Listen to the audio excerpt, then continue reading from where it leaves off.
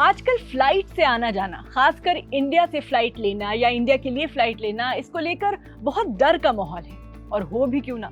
अहमदाबाद के दर्दनाक क्रैश और उसके बाद आए दिन एयरप्लेन्स में टेक्निकल ग्लिचेस या अंदर के बेसिक इलेक्ट्रॉनिक्स के ठीक से ना काम करने के वीडियोस वायरल हो रहे हैं। Shocked to see the irresponsible behavior of this flight. I am actually shocked. मेरा बेटा जो 3 साल का है बेचारा पसीने में भीग चुका है। We are pushing the crew button, but none of the crew is coming. Again and again, everyone is pushing. Just look at the situation. और ये सब देखकर आम लोगों की चिंता और बढ़ गई है। ऐसे में सवाल उठ रहा है कि क्या अब फ्लाइट से आने जाने में हम हमेशा डरेंगे? क्या हमें सच में इतना डरना चाहिए? इसी पर बात करते हैं। मेरा नाम है हरीम और आप देख रहे हैं switch. As per data, Bharat में हर दिन लगभग 3161 डोमेस्टिक फ्लाइट्स उड़ान भरती हैं। ये नवंबर-दिसंबर 2024 का डेली एवरेज है। वहीं इंटरनेशनल फ्लाइट्स भी करीब 600 से 650 डेली होती हैं। मतलब हर रोज देश भर में अप्रोक्सीमेटली 3 से 4 हजार फ्लाइट्स आती जाती हैं। एक और रिपोर्ट के मुताबिक फरवरी 2025 में इंडिया के डोमेस्टिक एयर ट्रैफिक में 11% की मैसिव ग्रोथ देखने को मिली थी। फरवरी 2025 में सिर्फ इस एक महीने में 1,40,00,000 यात्रियों ने उड़ान भरी थी। इससे पहले अगर पूरे साल की बात की जाए तो इंडिया में फाइनेंशियल ईयर 2024 में कुल 376 मिलियन पैसेंजर्स ने बाय एयर ट्रैवल किया, यानी रोजाना ऑन एन एवरेज 10,03,000 लोग फ्लाई कर रहे थे। अब सोचिए, इतने बड़े स्केल पर लोग बाय एयर ट्रैवल करते हैं, उनमें कुछ फ्लाइट्स के साथ ऐसी अनहोनी हो जाती है जो खबर बन जाती है।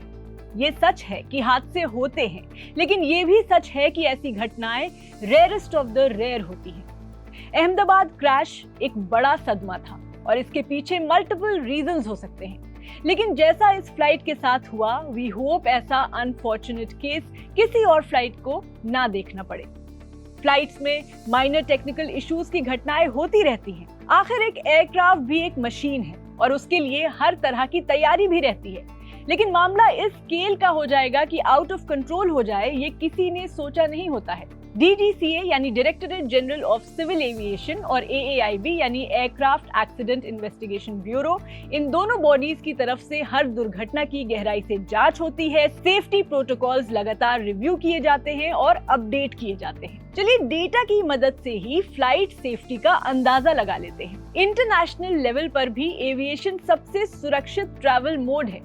इसमें एक्सीडेंट रेट पर मिलियन फ्लाइट्स बेहद कम है। कुछ दिन पहले IATA यानी इंटरनेशनल एयर ट्रांसपोर्ट एसोसिएशन ने अपनी 2024 की एनुअल सेफ्टी रिपोर्ट जारी की थी। रिपोर्ट साफ कहती है कि हाल ही में कुछ हाई प्रोफाइल एविएशन एक्सीडेंट्स हुए हैं, लेकिन ये याद रखना जरूरी है कि एक्सीडेंट्स आज भी बेहद रेयर होते हैं। 2024 में दुनिया भर में करीब 40.6 मिलियन फ्लाइट्स हुई और इनमें सिर्फ 7 फेटल एक्सीडेंट्स दर्ज हुए। लॉन्ग टर्म में देखें तो एविएशन सेफ्टी लगातार बेटर हो रही है। 10 साल पहले यानी 2011 से 15 के बीच का एवरेज था हर 4.56 लाख फ्लाइट्स पर एक एक्सीडेंट, और आज यानी 2020 से 2024 के बीच का एवरेज है हर 8.1 लाख फ्लाइट्स पर एक एक्सीडेंट। मतलब उड़ानें अब पहले से कहीं ज्यादा सुरक्षित हो चुकी हैं। जो हादसे सामने आते हैं वो एक्सेप्शंस हैं, ना कि नॉर्म। अब आप सोच रहे होंगे ये तो इंटरनेशनल डेटा है, सिर्फ इंडिया का क्या? तो इंडिया के खुद के एविएशन सेफ्टी डेटा पर भी नजर डाल लेते हैं। 2022 में शेड्यूल्ड कमर्शियल फ्लाइट्स का एक्सीडेंट रेट इंडिया में लगभग 0.87 पर मिलियन डिपार्चर्स था, जो कि 2023 में 0 पर मिलियन डिपार्चर हो गया। यानी अगर इंडिया से मिलियन फ्लाइट्स डिपार्ट की हैं, तो उनमें एक के साथ भी कोई अनहोनी नहीं हुई। इतना ही नहीं, DGCA की 2023 एनुअल सेफ्टी रिव्यू बताती है कि रिस्क बेयरिंग एयर प्रॉक्स यानी नियर मिस इंसिडेंट्स में 25% की कमी हुई है। GPWS, EGPWS यानी ग्राउंड प्रॉक्सिमिटी वार्निंग सिस्टम या enhanced ground proximity warning system के जरिए जो वार्निंग्स हैं उनमें 92% तक ड्रॉप आया है।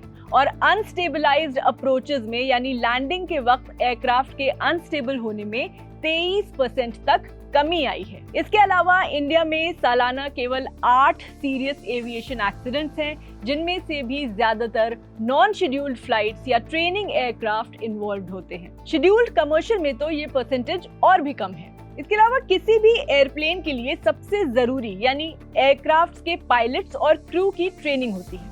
स्कूल की पढ़ाई के बाद क्लास 1 मेडिकल, 200 घंटे flying plus DGCA CPL exams, उसके बाद simulator based training, emergency scenarios, crew resource management. जब कोई पायलट रियल एयरलाइन में जाता है तो उसे इस तरह से रिगरस ट्रेनिंग से गुजरना होता है। ATPL यानी एयरलाइन ट्रांसपोर्ट पायलट लाइसेंस के लिए मिनिमम 1500 फ्लाइट आवर्स, जिनमें PIC यानी पायलट इन कमांड की ट्रेनिंग शामिल होती है और क्रॉस कंट्री फ्लाइंग की भी ट्रेनिंग शामिल होती है। इंडिया में कम से कम 35 DGCA approved flying schools plus IGRUA यानी इंदिरा गांधी राष्ट्रीय उड़ान अकेडमी जैसे central government approved training institutes हैं।